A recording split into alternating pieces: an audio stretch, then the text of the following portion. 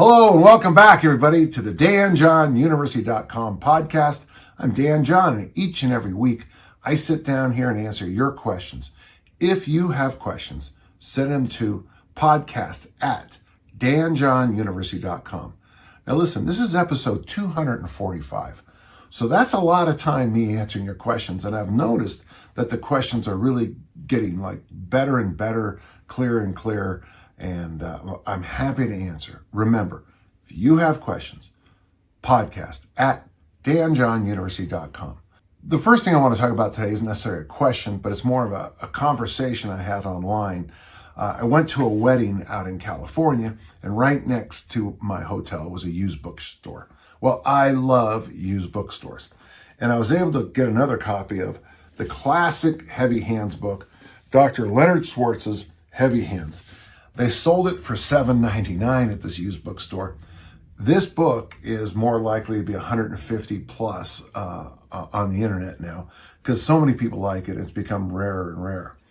When I mentioned this on one of the forums I hang out at, somebody mentioned about how I've been a fan of Heavy Hands for a long time and mentioned if I'd heard the term pan aerobics. Well, sure. That was Leonard's term later in his career, when he started looking at aerobics more globally. From there, so there's the term Heavy Hands, that's Leonard Schwartz. Pan aerobics is when he started to kind of change later in his career, towards the end of his life. And people like John McKeon, who sadly died not long ago, adopted this concept too.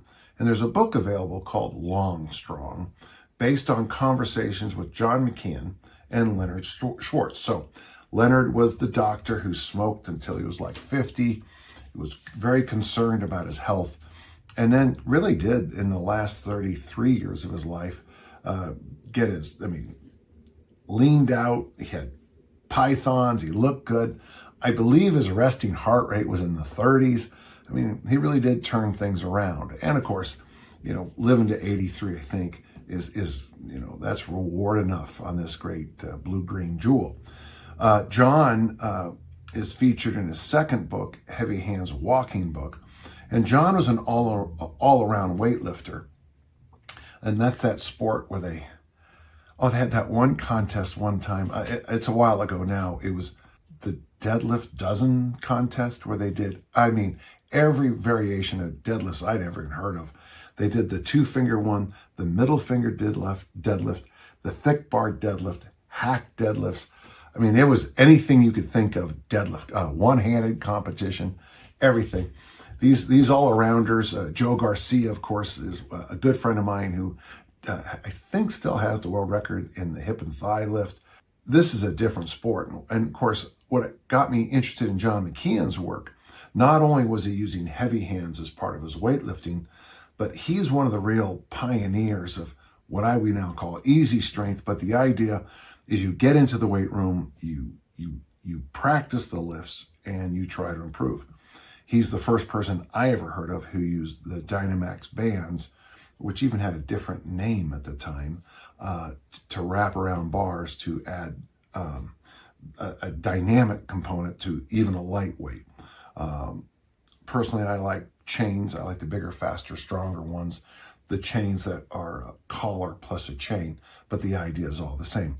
So why did I start off with this? Well, in this conversation we started talking about some of John McKeon's ideas for building strength and endurance at the same time. One is a fascinating one. You put a bar about here, a pull-up bar about here, and you squat down, and then as you come up, you do a chin-up squat up to stand up. So the exercise it's the squat, pull up, the squat, chin up. And according to John McKeon, Leonard Schwartz had worked up to 1,000 reps on that. I don't care. 1,000 reps of squats, even aided by the upper body, is impressive. 1,000 chin-ups aided by the squat is still impressive. The other exercise they worked on was a kind of good morning dip, where you would do, with your feet on the ground, you would lean into a good morning, and using both the good morning and dip at the same time stand up. The conversation evolved, and one of the things we began to talk about is I'm a huge fan of the hip thrust, the glute bridge. It's also called the pelvic tilt if you go deep enough back in time. And the conversation came up with my weak point tends to be this position in the pulls. So in the video I'm going to share with you is this exercise I kind of invented where you combine hip thrust with an elastic band, but the kind with the handles that you do a chin up row at the top. Kind of impossible to explain. I hope the video shows you what to do. For those of you who only listen to the podcast, what I did is I set up my hip thrust machine close to my pole in the middle of my gym, and right above it I have the TRX, that T, the T that looks like this, that you hold your straps to. I loop my black elastic stretch bands that have the handles on them. I don't know who invented it. I think it was Dick Hartzell invented the Dynamax bands. I don't know who did this, but it's a great idea. So my hands are straight when my butt's in the bottom position of the hip thrust. And then as I come to the top, I squeeze my pinkies into my armpits, and I do a kind of a curl grip row, pull up, chin up at the top. Why it's so good is, of course, that pull up makes me have to activate my ab wall better, which when you activate the ab wall more, you get more glute from it. I also do this with a glute band around my knees, and I try to push my knees. So you get a lot of work going on. Last year, I did this experiment of my own, where I took the concept of the 10,000 swing challenge and I did the 10,000 hip thrust challenge, where I was doing 500 hip thrusts a day. Well, I did 2 rounds of that, and I did in about a 40-day period, 20,000 hip thrusts. I did it partially because I was doing a lot of driving at the time. I was on a road trip, and I find the hip thrust to be one of the best things to undo sitting, for me anyway. So one of the thoughts I'm working on, and one of my ideas right now, is to take this combination hip thrust, chin up, row, whatever, curl. I'll have to come up with a better name for it, and start doing higher reps with it and get a sense is, with a heart rate monitor, is this really a good cardiovascular trainer? So thank you for the kind people who do go to my forum and ask good questions and converse with me, and some of the other forums I meet. Thank you. It's just an idea. I'm working on it, but I wanted to share it with all of you as soon as I could.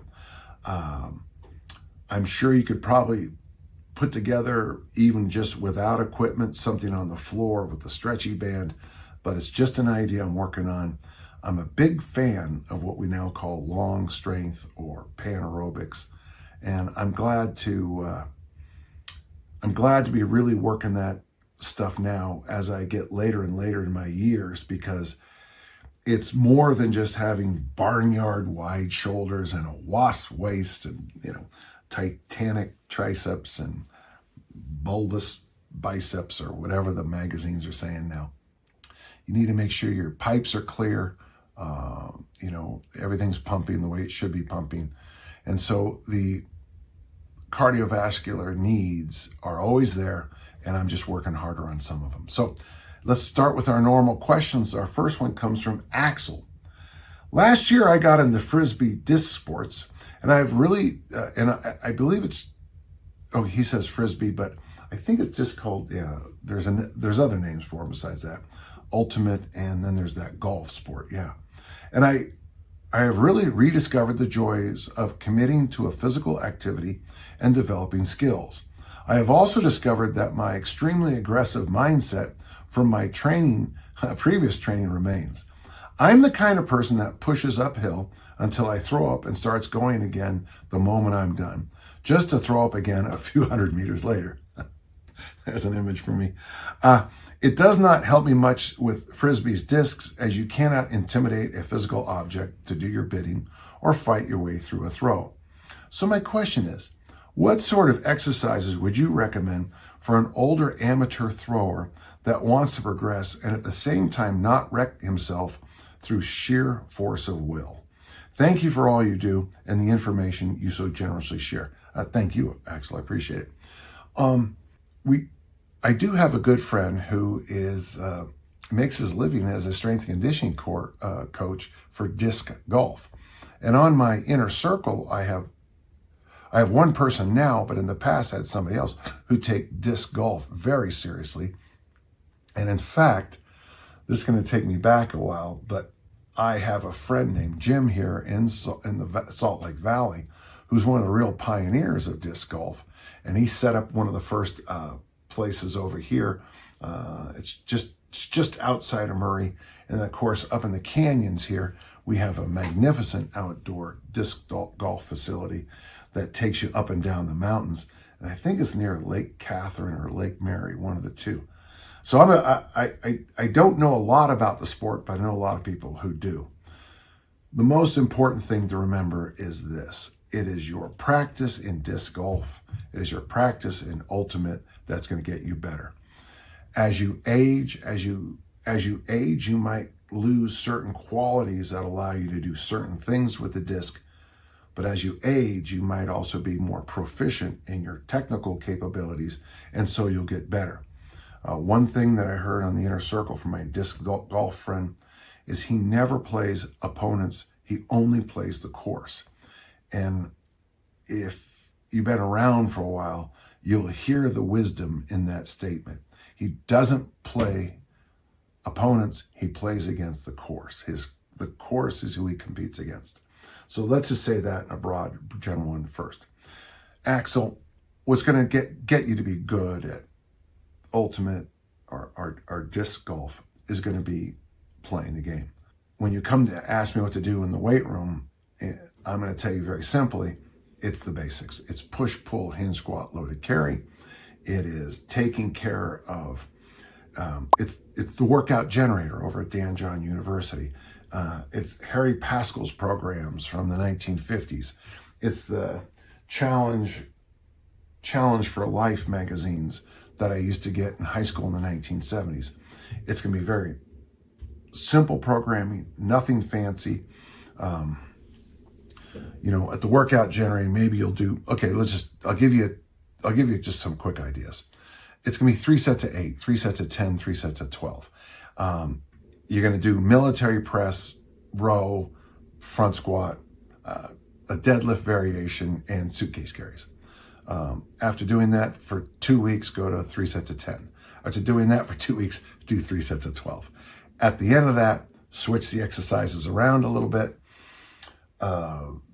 Bench press, a vertical pull, lat pull down, chin pull up, whatever if you can physically do that. 3 sets of 8. Back squat, another deadlift variation, and farmer walks, the double-handed weight carries. Do 3 sets of 8, 3 sets of 10, 3 sets of 12. I just gave you, in a few sentences, 12 weeks of training. I would mix mobility always in your lifting in a sport like this, because there's going to be some mobility issues, especially if you throw with just one hand, that you want to just stay ahead of. The other thing, too, is on the terrain that we have, especially in that mountainous one near the lakes, you have to be able to climb a hill and get yourself in some spots.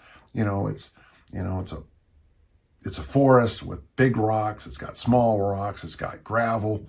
It's got rattlesnakes. And you're going to have to make sure that the other qualities are there too for your physical health. Honestly, and this is just a small segue out, because I apologize, but honestly, sometimes I think when I look at sports programs that I don't know where these people compete, but if you're going to compete in golf in Florida, one of the hazards is alligators. If you're going to compete in golf here in Utah, one of the hazards is rattlesnakes. It's just, and you have to make sure you have your awareness awake while you're doing it. So one of the reasons I like people working on mobility and fast twitch muscle fibers is if something bad does happen, they got a little extra in their toolbox to either leap away or maybe undo the effects of a fall, a trip, a skip, or whatever happens to you. Axel, I would take your lifting seriously, but at the same time, make it as simple as possible. I don't think there's any specific lifts that you can do. I get a lot of information from smart people like Bike James, James who runs the site bikejames.com. He's got ideas on isometrics for mountain biking. He's got ideas on using kettlebells for mountain biking. But when you look at the programming, it's always very simple in the big scheme of weightlifting. Keep it simple. Don't overthink it. Get the workouts in. I'm suggesting 3 days a week because I think that's the best for most people, especially when you mention the word age. You want to make sure you keep the lean body mass going up as best you can. Keep the fat. Don't let that adipose tissue sneak up on you. Work fast twitch is appropriate, and play your sport. I hope that helps, Axel, and I'd like to know how it goes. Thank you. Well, we got a question from Matthew here. Do the kettlebell swings work the rear delts? I've heard that a lot of beginning lifters miss that muscle group. Okay, so it's a good question, Matthew, and that's all we get, by the way. That's the whole question. One of the issues that I've always had in the modern weight room is if I'm clean and jerking, okay, say I'm, go back on the calendar and we're at a meet and I clean and jerk 385 pounds, 175 kilos, which was something I did multiple times on the platform. It's a heavy weight, it buries me. It's a struggle to stand up. The jerk, you just wait breathlessly, literally, for the referee to say down. You put it down, you walk off the platform, your friends high five you, you get a hug or two, and then somebody says, what muscle does that build? And I could always remember thinking, I don't know what muscle it does not build. When I look at certain exercises, the Olympic lifts, the kettlebell ballistics, from my experience, I always think, what muscle does it not build? Now, obviously, we live in a time since 1975 in Arnold's book, Education of a Bodybuilder, where I use the term Frankenstein's monster training has taken over. Arm day, leg day, pec day. And I've said it before on this podcast, if you have diarrhea, it's probably not a good day to do a maximum back squat. If you just broke up with the love of your life, probably not a good day to go max on the snatch or the clean and jerk.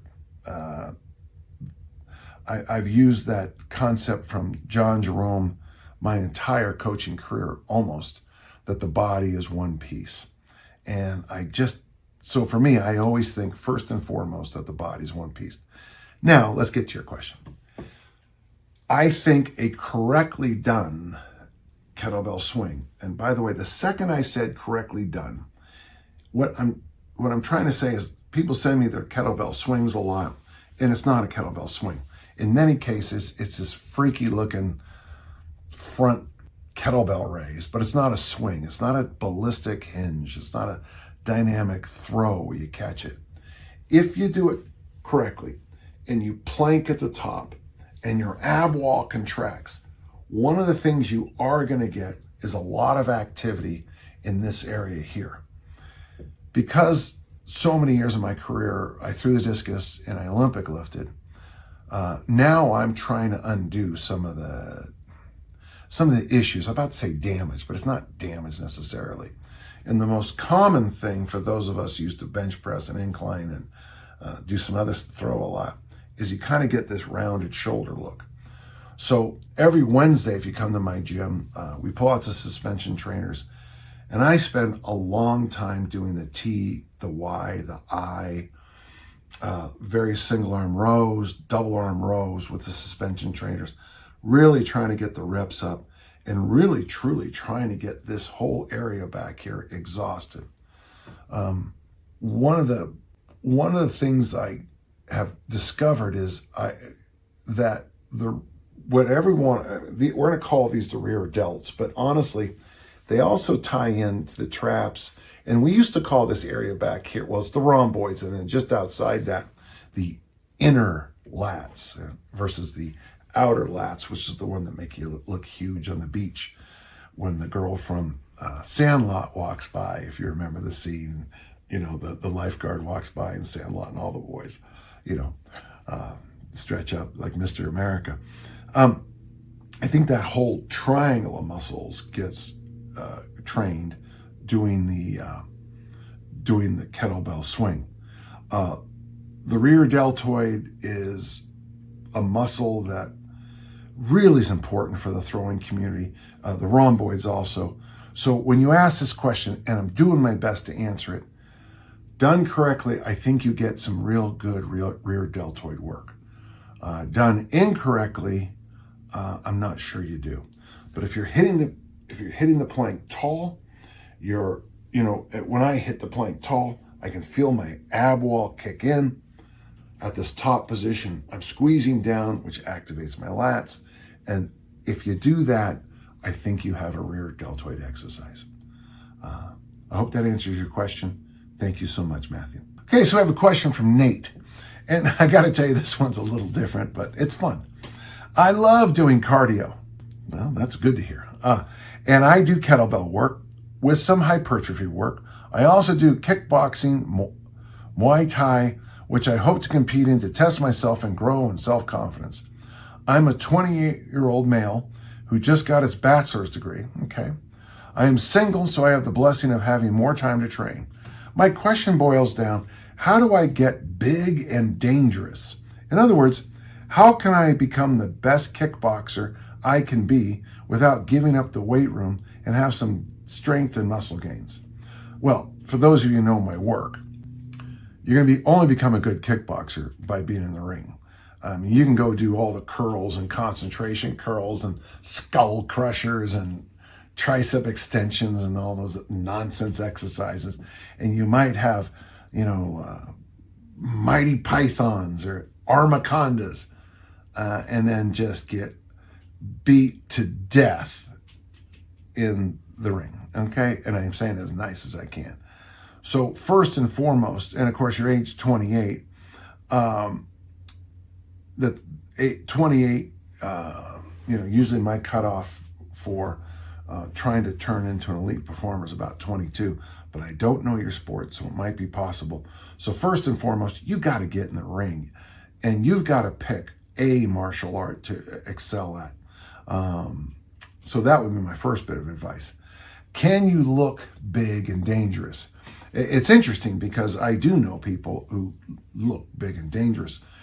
The DNA of people at the highest end of sports is freaky. I mean, there's millions of people who love a certain sport, billions in some cases, and yet as you go higher and higher and higher up that pyramid, nature and nurture both show up.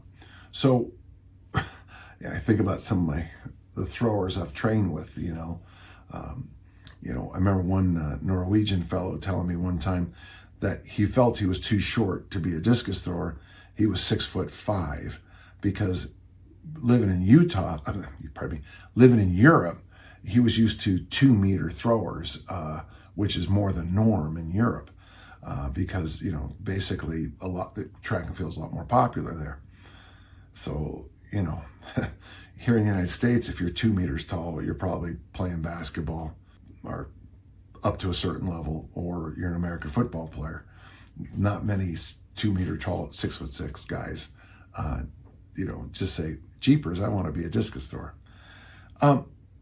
If you want to look big and dangerous, I think you got to look at two sides. First off, I think you got to look at your work capacity side. And, you talk about doing hypertrophy work and kettlebell work.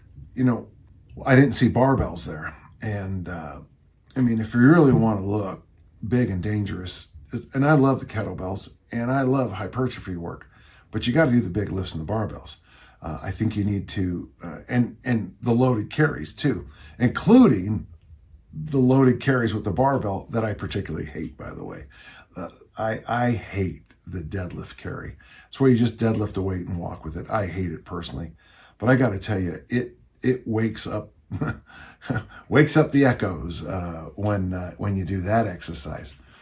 You got to squat, you got to row, You probably should bench. You probably should military. You might want to try some of the stranger lifts like the Jefferson deadlift, Jefferson squat, same thing.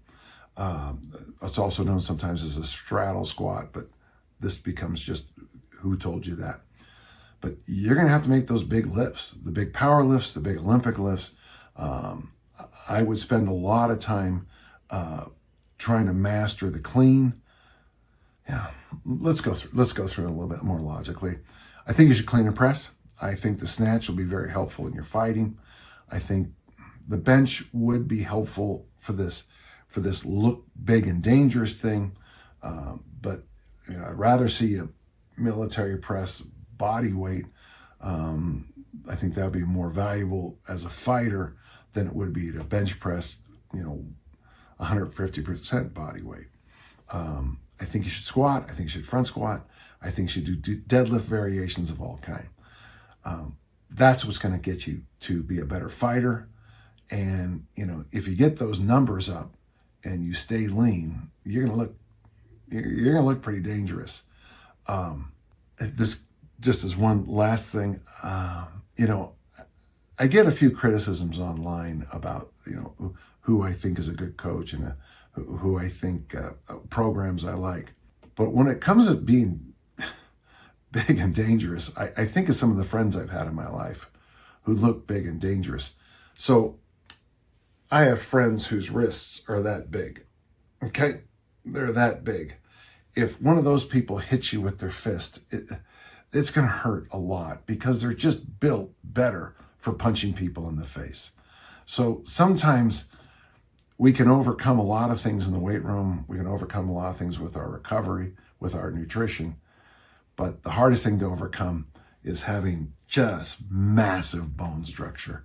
And that's what's going to make most people look big and dangerous. I love the question. Stay with the basics.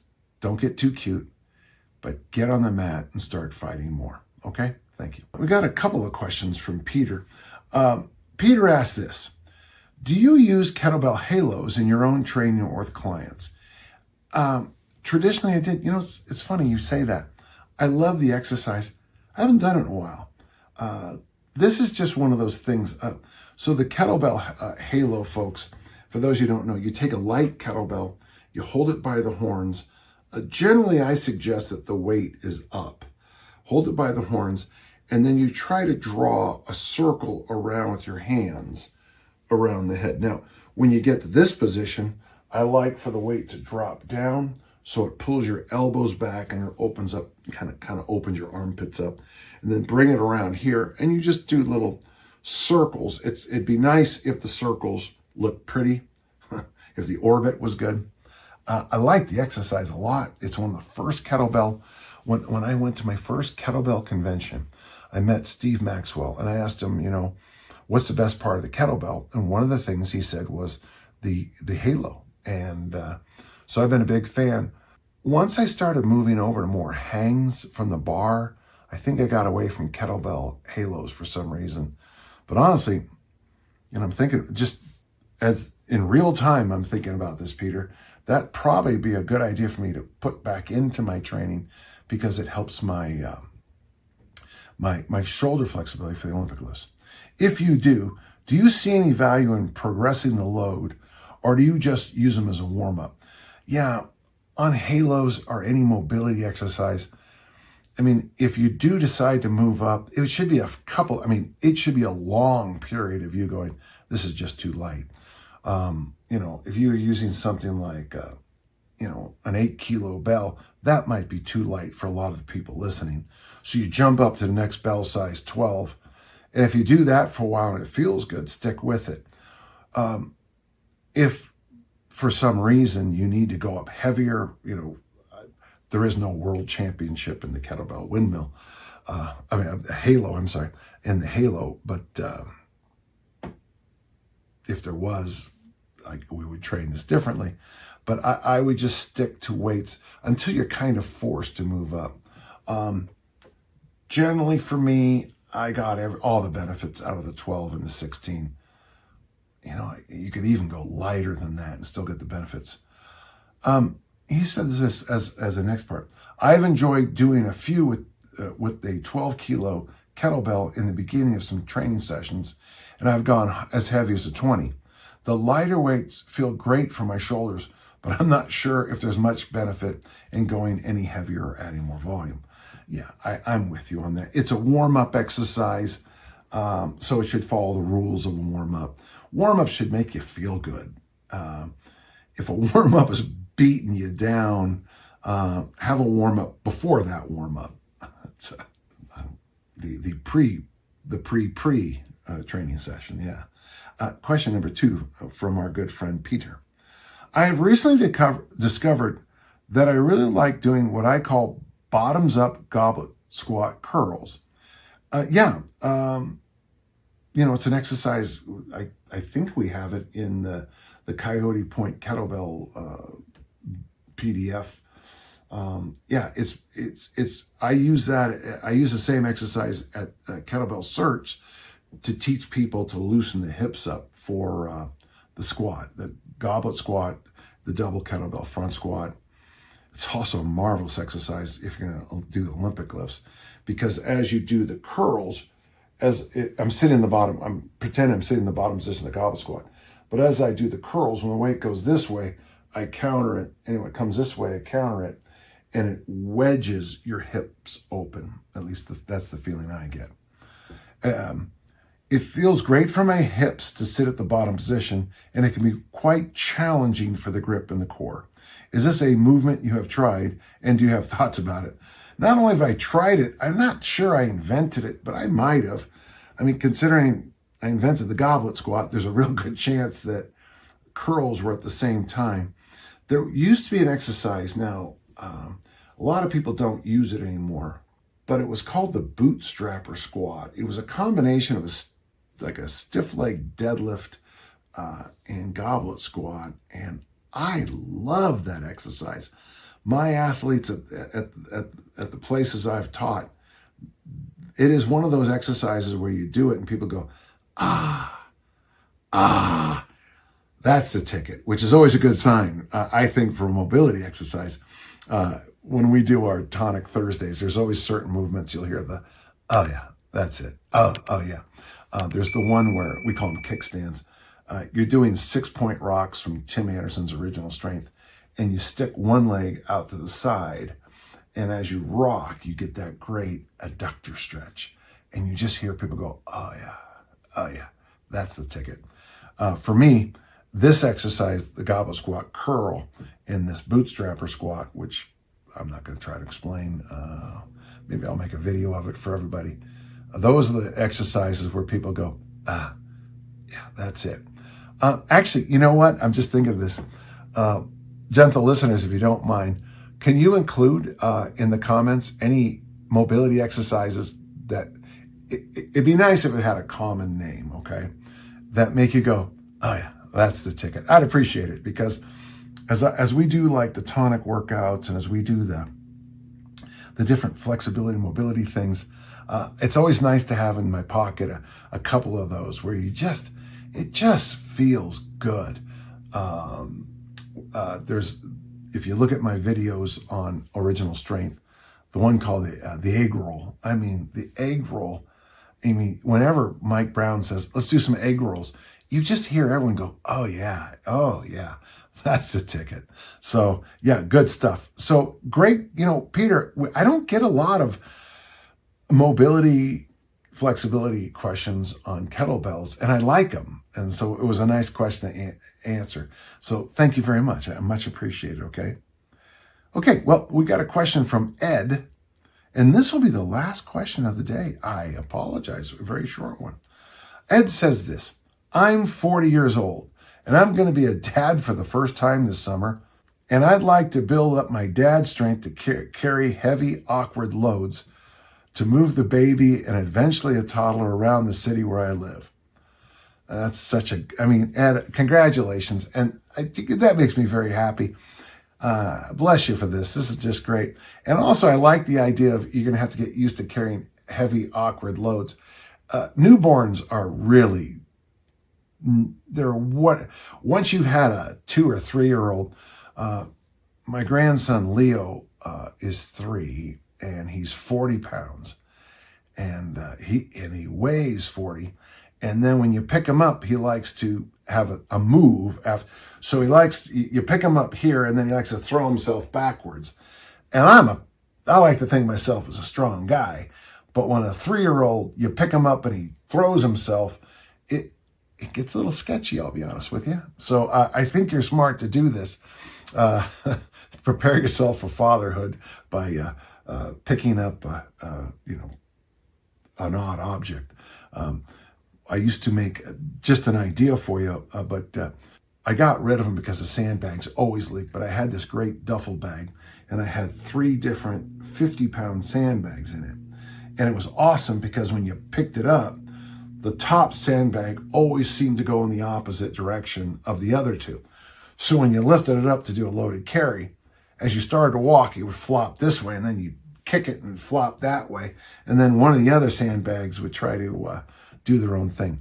The slosh pipe, those PVC pipes, those big, thick PVC pipes that you load 2/3 of water, which, by the way, that was invented by Greg Henger, Henger.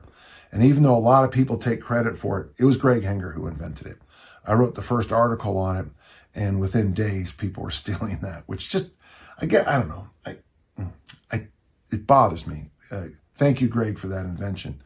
But for me, a duffel bag with a couple of sandbags feels a lot more like carrying a kid than picking up a barbell that just stays in one place. Good stuff. Now for the question. I have been doing easy strength, and I plan to increase my volume of loaded carries. I have a wide selection of kettlebells, pull-up bar, and a Peloton and bikes to work with. What would you recommend? People don't always get my sense of humor, but I'll just say my usual joke. Well, you can just make more room by getting rid of the bikes and the Peloton. The best thing I can tell you for this, and I feel like I'm redundant on these questions, but something like the workout generator, the books of Pascal, these traditional books where you pick a series of exercises and do them. Since you have kettlebells, I've got the book Hardstyle Kettlebell Challenge. I've got just a myriad of kettlebell books up there. But really, when it comes to kettlebells, the traditional 6 are still the best thing to do. So it's going to be the clean, the press, the swing, the snatch, the Turkish get-up, and the goblet squat or double kettlebell front squats. Those are the money exercises. To help yourself prepare for children, when you do double kettlebell front squats, you might want to do sets with asymmetrical bells, a 32 on this side and a 16 on this side, to make yourself learn how to, stay aligned with opposing loads. I like to do that with double kettlebell swings also. A 32 in one hand and the 16 in the other, and try to stay as equal and rhythmic as you can, so that and then the next set, you just walk around and do it the opposite side and just get your workout in that way. There's no better kettlebell exercises than the standard 6. Of course, I love the clean and press. I love the double clean and press. The armor building complex is, pretty. I always have to make sure I explain it because someone always asks, what's the armor building complex? With double kettlebells, 2 cleans, 1 press, 3 front squats, put the weight down, have your partner go, I go, you go. Those are the best. Those are just flat out the best. Don't turn, any of them into a religious tradition. They're all good. In a simple training program for anybody, warm up, maybe with no weight at all, on a Turkish get-up for 5 or 10 minutes, like Pat Flynn always writes about in his books. Use the lightest bell you can and just try to go as long, just try to do 10 minutes of a left Turkish get up and down, a right Turkish get up and down, left, right. Take your time, set the timer at 10 minutes and just go until you hear the bell. I'm a big fan of the clean and press as as the meat of the workout. The armor building complex will be perfect here as a meat of a workout. Oh yeah, boy, we've just about covered the whole thing. And then do some snatches or swings as a finisher every workout. I mean, that'll be a great training program for you. Turkish get-ups, armor building complex, swings. Next workout, maybe Turkish get-ups, clean and press mixed with snatches, or clean and press mixed with swings somehow. You got a pretty good workout, and in that workout, maybe finish off with a couple hard sets of double kettlebell front squats or goblet squats. Keep it simple. It's a pretty simple program. With the pull-up bar, I would hang on it every day, keep those shoulders loose and feeling good. As for the other equipment, use them as you think appropriate. I'm just not. I like bicycles to go out in the neighborhood and go to parks, and I take mine to the store and I pick up things and I bring them home, and sometimes I'm not smart and I carry it like this, and sometimes I'm smart and I bring bags. But I think that's fabulous. The second question is interesting too. He asked this also, Ed. Also, what kind of exercise do you like for general fitness and looking good naked that use gymnastics rings? Any books you'd recommend for ideas on how to use gymnastics rings? Well, right when the internet age showed up, gymnastics rings, and I want to say the guy's name was Tyler Hass or Tyler Haas, Hass. And I think I got a pair from him of gymnastics rings. Gymnastics rings then got kind of superseded by suspension trainers.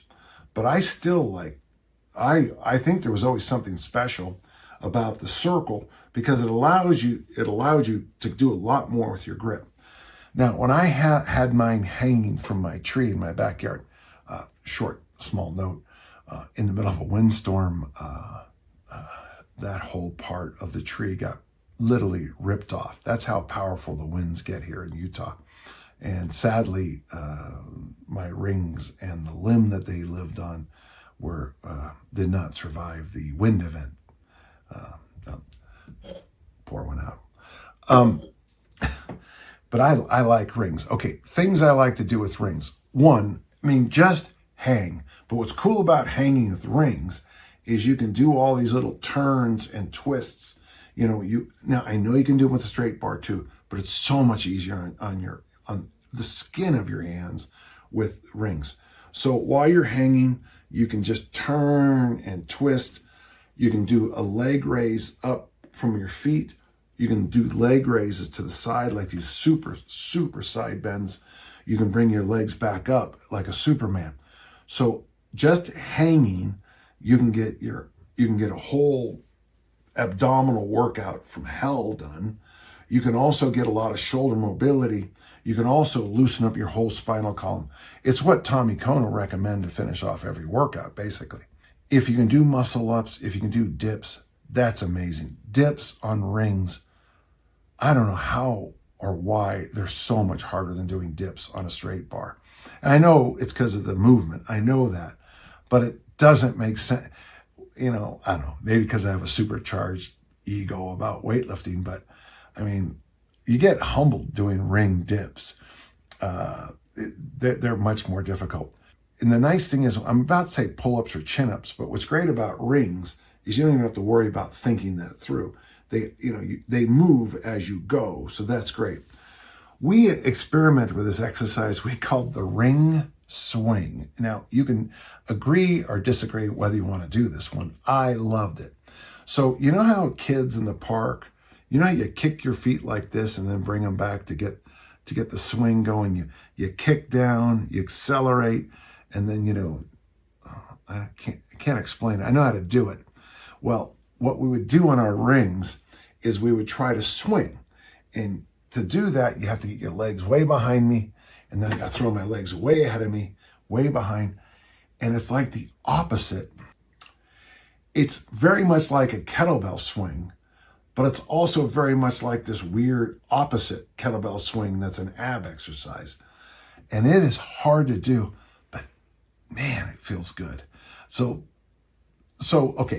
hanging, doing different movements, dips, bringing your feet up different ways, great. Bent knee leg raises, great. Straight leg raises is great. Pull-ups, whatever you want to call ring pull-ups, or dips are wonderful. Then the other thing I would recommend, this stuff I like to do skin the cats, bird nests, all those kinds of things. When I was young, there was a very simple book called The Sportsman's Guide to Gymnastics. And that's where me and my friends learned about skin the cats and birds' nests and all these other things.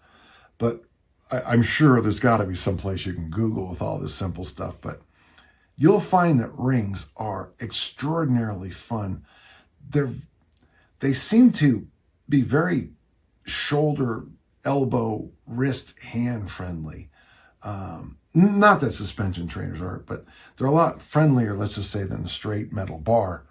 And you can get a lot of work done in very little time. So yeah, I give it 2 thumbs up, ring work. Sadly, of course, if a storm does hit and it does rip, massive limbs off your tree, you do lose a lot of that equipment. But I have a lot of friends who use them in the gym, and they speak very highly of it too. Wow. Well, listen, folks, that's it for this week. I hope you learned something. Again, if you have questions, send them to us at podcast@danjohnuniversity.com. Each week I sit down here and I'm happy to answer each and every question. And until next time, let's all keep on lifting and learning. Thank you.